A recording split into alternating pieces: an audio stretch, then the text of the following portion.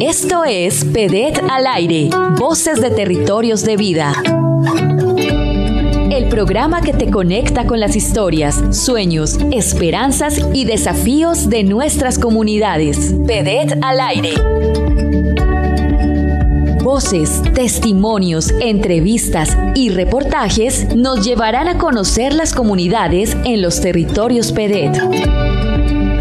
Descubre cómo, de manos de las comunidades, los gobiernos locales y el gobierno del cambio, se están transformando y renovando vidas y territorios. Bienvenidos a PEDET. Bienvenidos a PEDET al aire.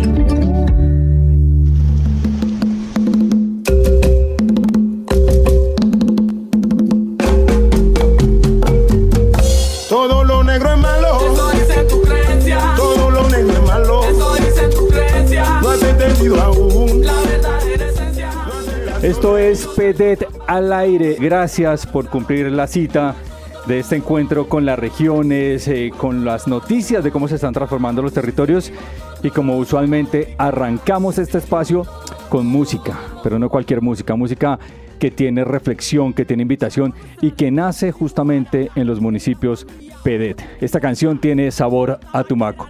Laura Daniela Giraldo, buenas tardes. Buenas tardes, Juan. Un saludo para usted y para todas las personas que hasta ahora se conectan en PEDET al aire. Plucompla, ¿la conocía? No, quiero confesarle que los estoy escuchando por primera vez. Buena banda, ¿no? Espectacular. Le estaba ahora revisando su canal de YouTube y de verdad, qué nivel. Ajá, buenísimo. Me gusta que le guste la propuesta musical. Tata Bonilla, buena. Yo espero que usted sí conozca Plucompla. Claro que sí, un saludo para Harold, nos conocemos y hemos trabajado juntos. Ajá, de hecho, Harold Tenorio.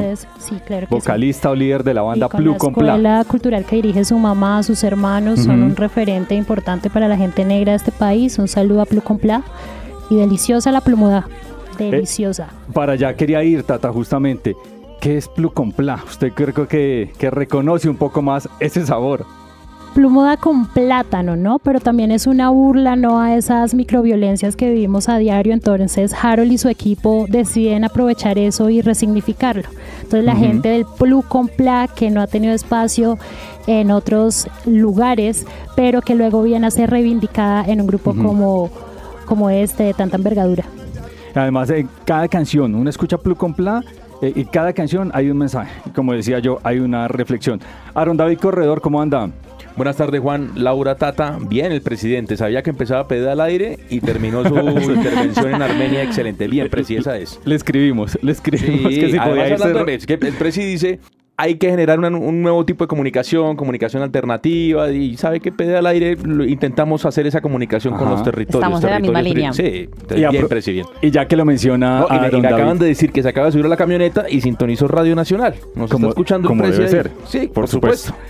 Además, como bien lo dice usted, conectando con los territorios. Hoy estaremos conectando en minutos, en instantes, conectamos con San José del Guaviare. San José del Guaviare, porque siguen los encuentros subregionales para la revisión y actualización de los planes de acción para la transformación regional, lo que llaman PATR, que es lo que hemos venido haciendo de una u otra manera pedagogía ya en el 5º programa de PEDET al aire. Hoy están en San José del Guaviare, es el encuentro número 13. Quedan pendientes 3 encuentros para cumplir una primera ronda de los 16 encuentros subregionales, donde participa gobierno nacional, gobierno territorial, sector privado, cooperación internacional y las comunidades representadas en lo que son las mesas comunitarias y también en el mecanismo especial de consulta. No es un asunto menor, pero vayamos a la matemática. Dijo que quedan 3, o sea que hemos hecho ya 13 encuentros. Se han hecho 3 encuentros. Ahorita estamos en Macarena Guaviare, que es una subregión compuesta por 12 municipios, 4 de Guaviare y 8 municipios del Meta. Hoy empieza también en Pacífico y Frontera Nariñense el proceso, que son 11 municipios. Va desde hoy hasta el próximo sábado. En el tercer día de estos encuentros siempre es cuando participan y es el diálogo del gobierno nacional. Va el director de la Agencia de Renovación del Territorio, el director Raúl Delgado Guerrero, va el ministro del Interior, va gobernador, van alcaldes o en su defecto delegados y mantienen un diálogo con las comunidades donde se definen cuáles van a ser las prioridades de cara a los retos que tiene la implementación de los acuerdos de paz en estas subregiones PEDET. Mencionaba usted la región Pacífico y Frontera Nariñense. También en minutos vamos a conectar justamente con este municipio, con el municipio de Tumaco. Laura, esta semana también es importante, porque esta semana Es decir, no es que también sea importante, todas las semanas son importantes, pero esta tiene un tinte muy especial, porque esta semana hemos estado hablando, los diferentes medios de comunicación, por supuesto aquí en PD al Aire, también hablamos de esta Semana por la Paz. Así es, esta es una iniciativa ciudadana que comenzó en 1987 en el marco justamente del Día Nacional de los Derechos Humanos.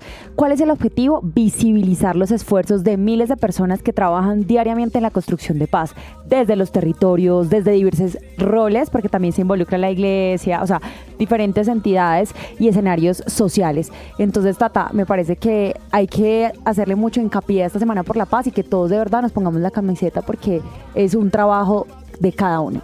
Así es, Lau. Además, ayer 11 de septiembre fue la ceremonia de entrega del Premio Nacional de Derechos Humanos en Colombia, que se celebró justamente en el Centro de Memoria, Paz y Reconciliación acá en Bogotá, otorgado por Diaconía y por la Iglesia Sueca, ¿no? Con el respaldo de la Embajada de Suecia.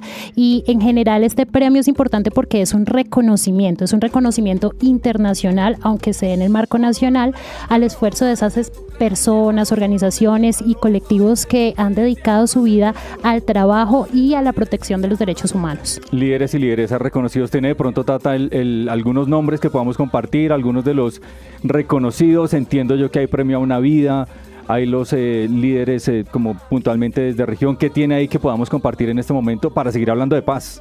Claro que sí, tenemos a Pablo Cala como defensor del año, una persona reconocida por su trabajo y por su testimonio significativo justamente en la defensa de los derechos humanos, y también a una mujer muy reconocida y muy significativa, María Eugenia Mosquera Riascos, quien lleva más de 3 décadas defendiendo los derechos humanos.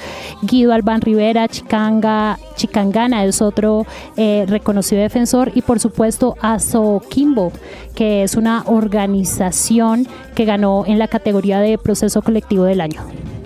Buenísimo, buenísimo ese reconocimiento de líderes y lideresas, Tata. Es que arrancamos, esto es PD al Aire, hablando justamente sobre acciones de paz que se están transformando, que están transformando el territorio, y por supuesto también desde la ART, la Agencia de Renovación del Territorio. También hablamos de PAN Agrocorredor porque el PEDET nace en los acuerdos de paz. Sí, es el contexto, en realidad. Ajá, el punto 1.2, allí está, allí aparecen los programas de desarrollo con enfoque territorial. Si hablamos de paz, creo yo, nos podemos referir al punto 1.2, donde nacen los PEDET, y todas estas acciones están transformando los territorios. Laura, no sé si podemos dar una miradita rápida a qué dice ese punto 1.2 del acuerdo de paz. Sí, para dar contexto y que las personas que nos están escuchando recuerden cuál es esa información que nosotros tenemos y por qué se crean los PEDET. Entonces, en el 1.2 son programas de desarrollo con enfoque territorial, que lo hemos estado hablando desde nuestro primer programa. Y ya como tal, 1.2.1 objetivo es el objetivo de los PEDET, es lograr la transformación estructural. Venimos hablando siempre de transformar los territorios, pues estamos cumpliendo ese punto. Y básicamente es ese relacionamiento equitativo entre el campo y la ciudad. Así que, pues bueno, hay una cantidad, yo los invito para que de verdad nuevamente como colombianos que somos, revisemos esto, porque fíjate que está el bienestar y el buen vivir, la protección, el desarrollo de la economía, el desarrollo y la integración de las regiones abandonadas y golpeadas por el conflicto, el reconocimiento y la promoción, Tata, que es tan importante este punto de las organizaciones, también de las mujeres rurales, para que sean actores de primera línea, o sea, le están dando el protagonismo, y por supuesto hacer del campo colombiano un escenario, Juan, de reconciliación en el que todos y todas trabajemos alrededor de un propósito común. Ahora me mencionaba usted el arranque de este encuentro subregional de Macarena Guaviare. Le propongo que vayamos de una vez a esta subregión donde avanza el encuentro subregional de manos de los pueblos indígenas que también están allí. Pues Catalina Gallego, justamente desde San José del Guaviare, tiene aquí esta información que compartimos hasta ahora en PEDET al Aire. En la impresionante subregión de la Macarena y Guaviare, la más extensa de los PEDET, con sus corredores biológicos y reservas forestales, PEDET al Aire te trae relatos inspiradores de resiliencia y desarrollo. Conoce cómo sus habitantes están transformando sus vidas y territorios en una región donde los Andes, la Orinoquía y la Amazonía se encuentran. Subregión Macarena-Guaviare. Desde San José del Guaviare, capital de un departamento reconocido por sus más de 20 resguardos indígenas, los saludo en compañía del delegado de Morichal Viejo ante el Mecanismo Especial de Consulta. un resguardo ubicado en el retorno y que para llegar allí tardan más de 5 días, pero hoy nos llevará hasta su territorio. Tiberio Pachón, buenas tardes, bienvenido a PEDET al aire y empiece por contarnos a qué se debe el nombre Morichal Viejo. Buenas tardes, Catalina, me llamo Tiberio Pachón González. Se llama Morichal Viejo porque hay Morichal Garza, que es la parte del Guainía, para diferenciar los dos departamentos, que es Guainía y Guaviare, porque anteriormente se confundía Morichal. Entonces siempre la institución era confusión con ellos, por eso se diferenció resguardo Morichal Viejo, porque el resguardo tal como tal que se llama Cuenca Media del río Iniria y río Papunagua. El del Guainía también pasa lo mismo, por eso era el problema con el Ministerio Interior, porque no sabía cuál era Morichal Viejo y cuál era Garza Morichal. Entonces esa era la diferencia, Catalina. Tiberio, ¿cuántos pueblos indígenas conforman Morichal Viejo? Nosotros, pueblo étnico, conformamos la mayoría del Puinave y después sigue Curripacos y algunos cubeos. Eso es lo que conforma una población aproximadamente 1.200 habitantes. ¿Cuáles son las tradiciones y costumbres de todos estos pueblos que habitan en un solo resguardo?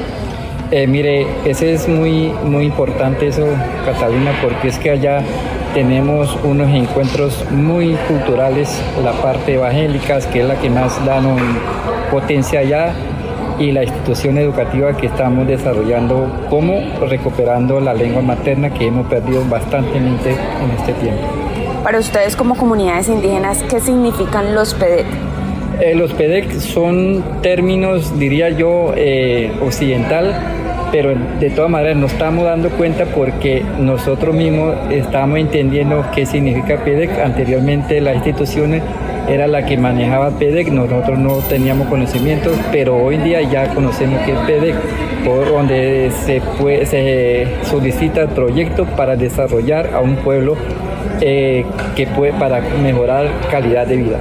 Y como última pregunta, Tiberio, ¿qué esperan de este encuentro subregional? Catalina, es importante, hemos avanzado, hemos desarrollado, hemos sufrido, hemos construido, llevamos 7 años construyendo y entonces esperamos de que este encuentro haya un resultado para cada uno de los PEDET. Estaba con nosotros Tiberio Pachón, delegado de Morichal Viejo. Gracias por estar con nosotros. Esto es PEDET al aire desde la subregión Macarena Guaviare. Hasta luego, muchas gracias. Qué lindo escuchar las comunidades. Esto es PEDET al aire. Nos vamos inmediatamente, Aarón, para San José del Guaviare, para los 96.3 del FM en esta región. Rápidamente, Juan. Municipios que integran la subregión Macarena Guaviare. De Guaviare, San José del Guaviare, Calamar, El Retorno, Miraflores, y de Meta, Mapiripán, Mesetas, La Macarena, hermosa La Macarena, Caño Cristales, Uribe, Puerto Concordia, Puerto Lleras, Puerto Rico y Vista Hermosa. Y nos vamos a San José del Guaviare porque allá está Suan Moreno, Suan, que nos ha venido acompañando en cabina de los últimos programas de PEDET al aire. Suan, buenas tardes. ¿Mucho calor en San José? Estamos a 34 grados, estamos muriendo de calor. Afortunadamente en cabina tenemos aire acondicionado. Una rola quemada. Muy quemada, la verdad. Bueno, Suan, tú llevas acompañando este proceso durante 3 días. ¿Qué te has encontrado, qué has visto, qué has escuchado de todo este proceso de participación con las comunidades, mesas comunitarias, mecanismo especial de consulta?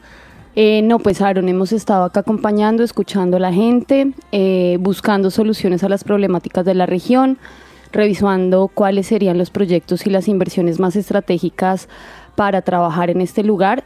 Y en el marco de eso, pues han salido bastantes iniciativas de protección del medio ambiente, de trabajo desde las comunidades indígenas, de entender al campesinado también como un sujeto que protege el medio ambiente. Y tenemos en cabina a Geotours Guaviare. Yo conocí a estos pelados, como les digo yo, en 2016 cuando repartían volanticos en los hoteles para que hiciéramos turismo con ellos y hiciéramos turismo comunitario. Geotours hoy es una de las empresas más importantes de turismo que hay en el Guaviare. Ha tenido aproximadamente a 1.100 visitantes de diferentes partes del mundo, con los mejores comentarios en la plataforma TripAdvisor, y tenemos a José García, que es uno de sus guías y que nos viene a contar un poco cómo el turismo ha cambiado este territorio y lo ha transformado. Sí, hola, muy buenas tardes. Muchas gracias por la oportunidad. En el Guaviare hay muchos retos.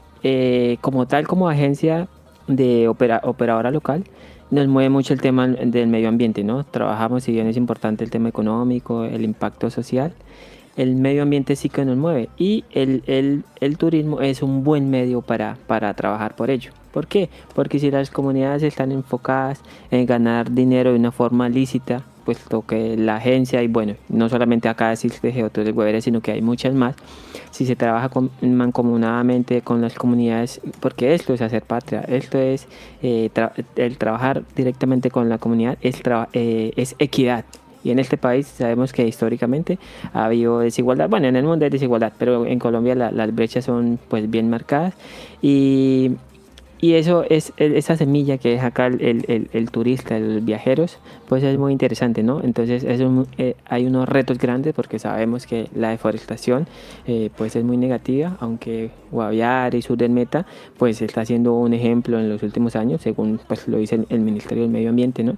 ¿Cómo has visto la consolidación de este acuerdo de paz en territorio? O sea, el turismo en regiones como el Guaviare existen es gracias al acuerdo de paz. Y eso es algo que lo preguntan todos los viajeros. Acá el turismo, el ecoturismo existe en esta región es gracias a los acuerdos de paz. Si bien acá sabemos que tenemos un potencial, ni nosotros mismos como locales sabíamos que teníamos una gran riqueza como los afloramientos rocosos, como las pinturas rupestres, como los bosques, como las aves tan lindas, como el río Guaviare, el río Inírida. Estas fuentes tan ricas, valga la redundancia, en materia de agua, por ejemplo, ¿no? Entonces es muy interesante el tema de la riqueza que tenemos.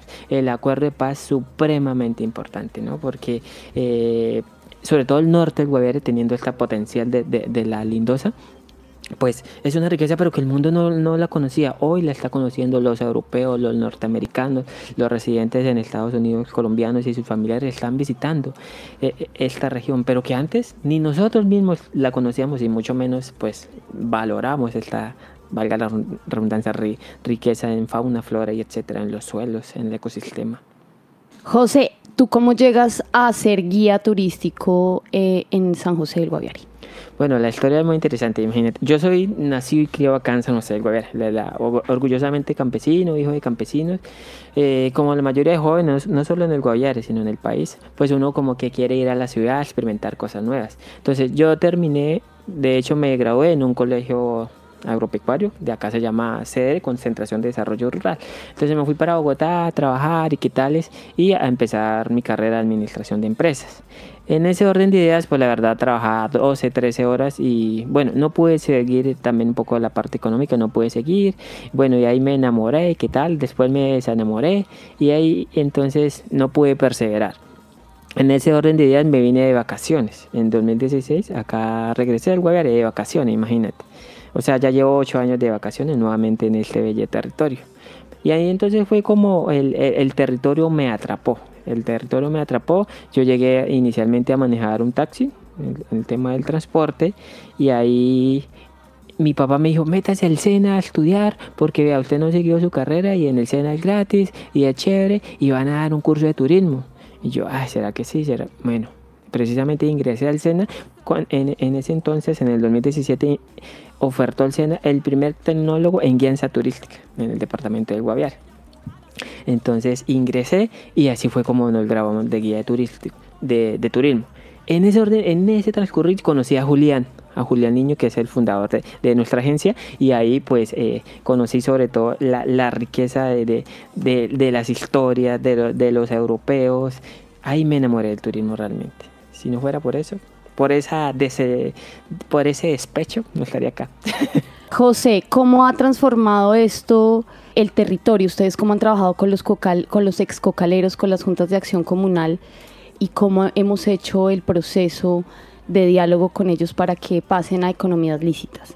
Sí, efectivamente lo llamamos el turismo comunitario, donde se trabaja directamente con las comunidades, ¿no? Aquí hay, por ejemplo, 2 cooperativas grandes de transporte, están los restaurantes que son los mismos finqueros que nos ofrecen. Entonces la agencia como tal trabaja directamente con ellos, no gana solamente la agencia, que es un intermediario, pero acá participamos todos, participamos los guías, participan las fincas, las fincas donde están los atractivos turísticos, los restaurantes son los mismos finqueros quienes ofrecen como tal su almuerzo, su desayuno, el hospedaje. Ahorita en el departamento del Guaviare hay más de 200 emprendimientos en hospedajes, en cabañas, en campings. Entonces el participar en esta cadena directamente con las comunidades es una de los medios más interesantes, porque eso es hacer equidad, y que cuando la gente participa directamente dentro de esta cadena, la gente pues está más motivada, y la gente pues se enamora más de su territorio y valora y asimismo pues genera un impacto muy positivo en el medio ambiente.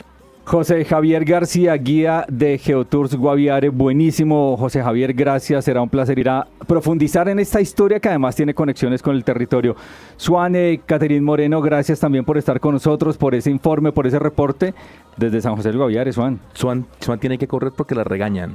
¿Ah, sí? ¿Quién la regaña? Mi jefe me está esperando porque yo acá soy todera. El encuentro. Que les vaya bien, muchas gracias, compañeros.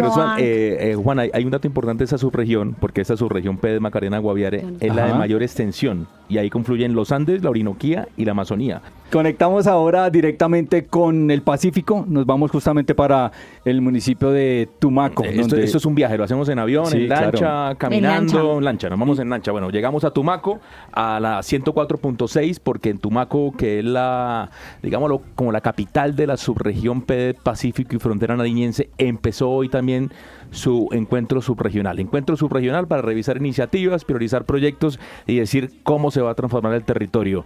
Y en la emisora de Paz, porque estábamos en la emisora de Paz de San José del Guaviare, vamos a la emisora de Paz, que también está ubicada en Tumaco, y ahí está José Erlin Escobar. José Erlin, buenas tardes.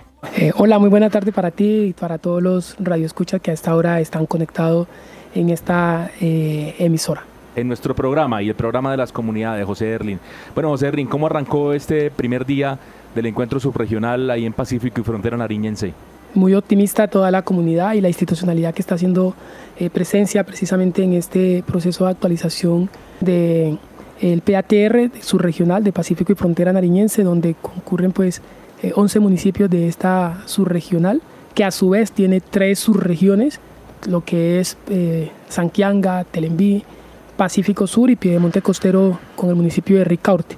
Hoy las autoridades pues están muy motivadas y muy activas precisamente para poder lograr ese objetivo de que las iniciativas subregionales tengan la misma suerte que las de las municipales que ya fueron actualizadas en los diferentes espacios en sus diferentes municipios. Tumaco, departamento de Nariño, costa pacífica colombiana. José Erlin, sabemos que Tumaco es principalmente agrícola, pero cuéntanos, además de la palma de aceite, cacao, coco y toda esta industria pesquera, ¿qué otras iniciativas PEDET tú reconoces en el territorio que están contribuyendo a que la gente realmente logre esa transformación territorial?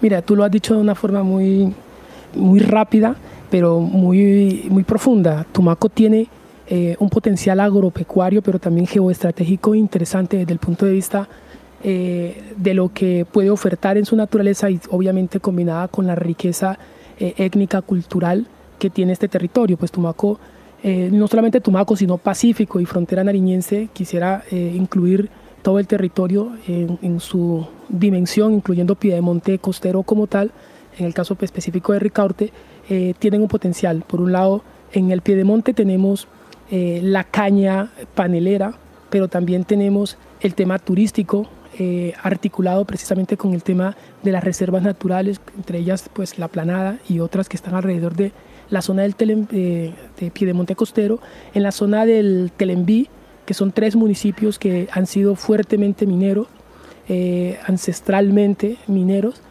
pero tienen un potencial también de hídrico por sus riquezas de los ríos que bañan este territorio y también por el tema ambiental, por la naturaleza que cubre este territorio de la subregión del Telembí como tal.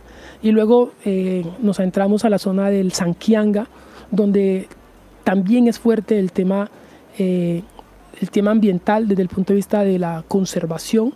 Está el Parque Natural de Sanquianga, pero también tenemos una riqueza pesquera, una riqueza florística, faunística y el tema de la camaronicultura, el tema de la concha o la piangua, que es uno de los productos que desde este territorio se extraen y se vende muchas veces a través del Ecuador.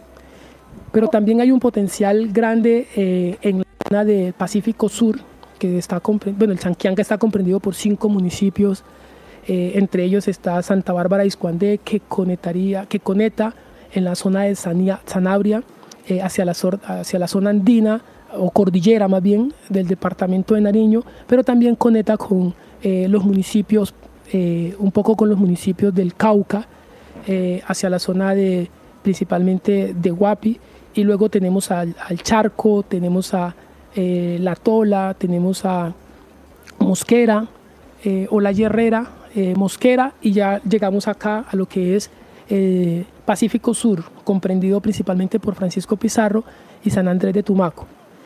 Aquí nuevamente retoma la fuerza pesquera, potencial pesquero natural, pero también agropecuario, y aquí vuelvo a repetir, el cacao, la palma, el coco. Recuerden que Tumaco fue el principal productor de coco del país, tenía la mayor producción, casi el 40% de la producción nacional.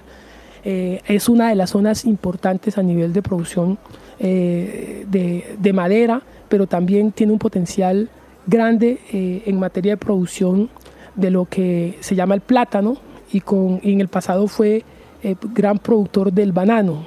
En una época incluso se produjo hasta café, pero hoy los fuertes son principalmente lo que es el plátano, lo que es el cacao, lo que es la palma, lo que son la pesca, pero también recuerden que Tumaco fue muy importante a nivel nacional y está tratando de recuperar con la apuesta precisamente del gobierno nacional el tema de camaronicultura. Fue una de las zonas de mayor producción de camaronicultura. Acá estaba una de las empresas reconocidas a nivel nacional e internacional, como fue Mar Agrícola, como tal. Y otra riqueza grande que tiene este territorio es precisamente a través de la reactivación del puerto pesquero, que es una de las apuestas de gobierno nacional en articulación precisamente con departamento y municipios de esta subregión, y principalmente el de Tumaco, la reactivación del puerto pesquero de Tumaco, que estuvo en su momento en una concesión con unos empresarios del Ecuador, y que hoy el gobierno lo recuperó a favor de comunidad, y en manos del departamento se está buscando la forma de que se reactive este puerto para precisamente generar las dinámicas económicas, pesquera y de transformación de este territorio. Además, José Erlin, hay que mencionar el biche, ¿no? Allá en Tumaco está produciendo el mejor biche, mano de buey, para allá por ejemplo. Y Aretia tiene una tremenda convocatoria para generar la ruta turística del biche allá en Tumaco, ¿no? El biche está en diferentes puntos de la subregión de Pacífico. Una de ellas está sobre la zona de los Curay, lo llamamos la zona de la Ensenada, donde tradicionalmente pues, se ha transformado lo que es la caña en biche, también panela de coco, pero principalmente panela de coco y biche. Y hoy, por ese reconocimiento nacional y en la apuesta del gobierno nacional en articulación con la Agencia de Renovación del Territorio y el Ministerio de Cultura, precisamente se viene posicionando esos emprendimientos de estas familias y comunidades ancestrales que han venido precisamente fabricando el biche como tal, que ya tiene un reconocimiento nacional e internacional, que ahora mismo tuvo su relevancia en el evento del pasado mes de agosto, en la principal actividad cultural que se realiza en el país desde el punto de vista de los afros en Colombia, que fue en Petronio Álvarez en la ciudad de Cali. Entonces miramos cómo a través de diferentes dinámicas económicas, estas iniciativas que para Pacífico y Frontera Nariñense son 1.534, repartidas pues obviamente en los diferentes municipios, y que en la subregión y de manera las iniciativas subregionales precisamente son 101, es decir que en cada uno de los municipios tenemos 1.433 iniciativas que han venido buscando su dinámica a través de la participación de las comunidades, pero obviamente con la incidencia fuerte de articulación de la Agencia de Renovación del Territorio. ¿Ya almorzó tapado, José? Sí. ¿O no tuve tiempo? Diga la verdad. ¿Tapado o no lo dejamos? Por culpa de nosotros quizá no ha almorzado. Aarón, abrazo, saludo fraternal siempre para ti, hermano. Gracias por siempre. El tapado... El tapado es una comida emblemática de la costa pacífica, el tapado de pescado principalmente. Sí. Generalmente acá el tapado junto con el plátano se constituyen en una comida muy tradicional. Yo no sé si ustedes han escuchado hablar de Plu con Pla. De hecho hay un grupo folclórico que se llama... Abrimos el programa. Tenemos al aire. ¡Eso! Harold Tenorio. José Erling, Harold por favor. Tenorio, un saludo fraternal para el maestro Harold Tenorio, que es el hijo precisamente del maestro Francisco Tenorio, un culturólogo tradicional que ha propiciado precisamente la reactivación de los instrumentos folclóricos tradicionales de las comunidades afro, incluyendo la marimba, el bombo. Ellos tienen una fabricación a través de Fundación Tuma y hoy la innovación, digamos, de manera contemporánea a través de Plug con Pla. José Erling, coordinador de la subregión Pacífico Frontera Narillense, gracias por ser la voz, por ser de algún modo también la representación de la Agencia de Renovación del Territorio allí en este territorio. San Andrés de Tumaco, Aaron, como me gusta más decirle a la perla. José Erling tiene lista la lancha para irnos Para a hacer arrancar. pedal a ir al charco, sí, porque además Buenísimo. cuando tú vas desde Tumaco al charco, atraviesa los manglares más grandes del mundo. Wow. Y eso no se olvida. A propósito del tema bichero y de la ruta bichera, la Agencia de Renovación del Territorio abrió una convocatoria 043 de este año por casi 2.000 millones de pesos. ¿Con cuál objeto? Consolidar una ruta turística que contribuya a la diversificación económica y a la protección, salvaguardia y promoción del biche como patrimonio cultural de las comunidades bicheras del distrito San Andrés de Tumaco, ubicadas en los consejos comunitarios de Acapa, Alto Mira y Frontera y Bajo Mira y Frontera. Convocatoria abierta, límite para que se puedan postular y presentar las propuestas hasta el 16 de septiembre a las 10 de la mañana. Maravilloso, maravilloso. 104.6 FM San Andrés de Tumaco, así consiguen justamente la frecuencia que tiene allí la Radio Nacional de Colombia. Antes de saludar a nuestra invitada, Aarón, señor.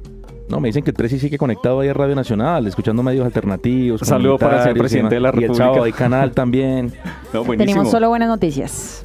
De acuerdo. Antes de saludar a nuestro siguiente invitado, también quiero que me ayuden, Tata, Laura, Aarón, ayúdenme a responder a este audio que nos llegó hace unos días.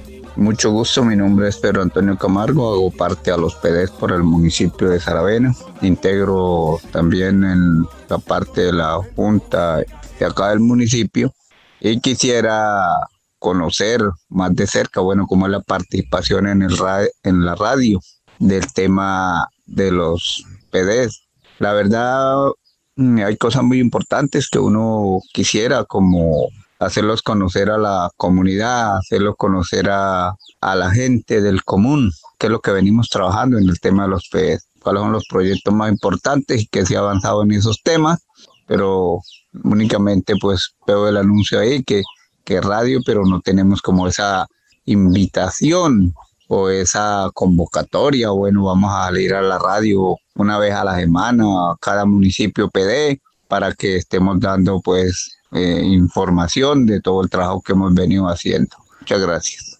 Ay, ¿qué tal ese audio de don Pedro Antonio? Un oyente desde Saravena. ¿Qué le podemos decir, Tata? Bueno, contarle que desde hace un tiempo viene funcionando bajo liderazgo de la Oficina Asesora de Comunicaciones de la ART el sistema de aliados PEDET, y ahí hay medios comunitarios de gran impacto regional que están participando en nuestros programas. Entonces lo que hay que hacer es identificar esos medios comunitarios y seguirse contactando directamente con la Oficina de Comunicaciones para que nos comparta sus experiencias de territorio, porque aquí lo que hacemos es justamente amplificar la voz de la gente. Como Juan Ricardo es la voz que manda en el programa. Con permiso, señor. ¿Por qué no pensamos en abrir el teléfono para que las comunidades hablen? Es que mire que don Pedro justamente está diciendo eso, que hago para hablar en PD al aire, ¿no? Del municipio, que es lo que hace del la ART proyecto, todo el tiempo, que escuchando hagan a las preguntas, comunidades. porque esto requiere mucha pedagogía, hablar del acuerdo de paz, que es un acuerdo joven, no es como un niño, apenas tiene 5 años la implementación, pero con una deuda histórica de varias décadas. Entonces, por lo tanto, sería chévere, a ver si lo autoriza Juan Ricardo. A ver si... Por supuesto que este espacio es para los oyentes, para los usuarios. Y a propósito de dudas, Aarón, hay una duda que repetidamente tenemos y está relacionado con de dónde salen los recursos para los PEDET. ¿Cuál es la financiación de los PEDET? Hay diferentes fuentes de financiamiento, de cómo se financian los PEDET. Hasta ahora se estipuló una cifra de que la implementación de los PEDET tenía un aproximado de 80 billones de pesos. De esos, según datos oficiales, 20 ya se han ejecutado a lo largo de las 16 subregiones, pero hay diferentes fuentes. Una de esas es el presupuesto general de la nación, así que es el presupuesto que pone el Estado a partir de los impuestos impuestos, etcétera. También hay otro que es el Sistema General de Participaciones, que es el presupuesto que tiene alcaldías y gobernaciones, también dineros de la cooperación internacional, también dineros de regalías para la paz, que es lo que deja de petróleo y minería, y también hay otra fuerte importante que es el privado. Pero el privado, ¿cómo se manifiesta? ¿Cómo el privado puede aportar al tema de los PEDET? Pues bien, hay un mecanismo que existe desde el 2018 que se llama Obras por Impuestos. Sí. Y Ofir Jiménez es la líder dentro de la Agencia de Renovación del Territorio, la que es como la mamá de este mecanismo a nivel de la entidad. Ofir, buenas tardes, ¿cómo estás? Buenas tardes, Aaron, muy bien. ¿Y ustedes cómo están? Bien. Muchísimas gracias por la invitación y un saludo muy especial a las personas que están haciendo parte en este momento de este programa. Gracias. Ofir, ¿qué es el mecanismo Obras por Impuestos? Bueno, el mecanismo Obras por Impuestos es una estrategia creada por el gobierno en el marco del cumplimiento del acuerdo de paz, como una oportunidad que vemos para involucrar al sector privado, al sector empresarial del país, a desarrollar proyectos en las zonas más afectadas por el conflicto armado en Colombia, en las zonas más vulnerables, permitiendo que las empresas, con parte del impuesto de renta que tienen que pagar a la DIAN, desarrollen proyectos de impacto económico y social, proyectos priorizados por las comunidades en estas zonas. Entonces tenemos, digamos, dos oportunidades, dos opciones para que las empresas tomen la decisión de hacer obras por impuestos en estos territorios. Una que es la opción fiducia, que es la que permite que el contribuyente o el empresario haga el proyecto con parte del impuesto de renta, y la otra que es la opción convenio, donde el contribuyente hace el proyecto con recursos propios, lo ejecuta, lo entrega y en contraprestación va a recibir un título negociable en el mercado que le va a servir también para pagar hasta el 50% del impuesto de renta a cargo. Entonces son dos alternativas que tienen los empresarios para hacer obras por impuestos en estos territorios. María Ofir, cuéntenos un poco sobre los logros que ha tenido este mecanismo y cómo se ha desarrollado ese trabajo en los diferentes territorios, digamos que ponerle un poco más de cara a los proyectos que ustedes han venido desarrollando. Este mecanismo lo venimos implementando desde el año 2018 en 344 municipios beneficiarios de obras por impuestos que están definidos como las zonas más afectadas por el conflicto armado SOMAT, dentro de los cuales tenemos una priorización importante en nuestros municipios PEDET. Y con estas vigencias o estos periodos 2018 a la fecha, hemos logrado que más de 200 empresas se vinculen a 375 proyectos por cerca de 2.6 billones de pesos. En este mecanismo tenemos 2 convocatorias al año, una que es en marzo, donde entra a funcionar la opción fiducia y la opción convenio para que los contribuyentes se vinculen. Convenio tiene 2 convocatorias al año, marzo y agosto, y en este momento estamos justamente en un momento coyuntural de cerrar este proceso de vinculación de las empresas por convenio en este corte, con unos excelentes resultados que nos están llevando a los cerca de 3 billones de pesos aprobados a través del mecanismo para más de 400 proyectos y, como les decía, más de 200 empresas vinculadas. Proyectos que se están desarrollando en los territorios, que se están entregando a las comunidades, que han sido priorizados por las comunidades y que tienen que ver con infraestructura vial, proyectos de energía, de agua potable, saneamiento básico, de educación, de salud, entre otros. Entonces, el mecanismo realmente ha permitido materializar los impuestos de los contribuyentes en los territorios más vulnerables del país, logrando estos resultados que para el gobierno han sido bastante satisfactorios, pero especialmente el mecanismo, la puesta de valor, porque esto no es un beneficio tributario, esto no es un incentivo tributario para las empresas.